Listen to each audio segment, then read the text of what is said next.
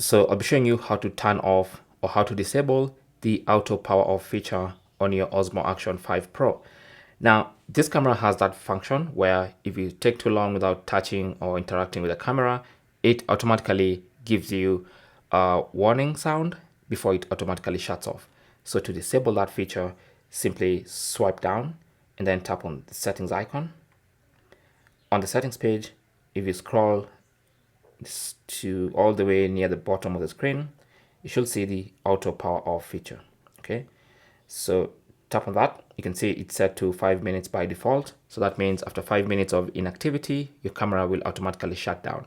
So you can increase that time to 10 minutes or 30 minutes, or you can select never to disable that feature altogether. So that means your camera will never auto shut off. Thanks for watching and good luck.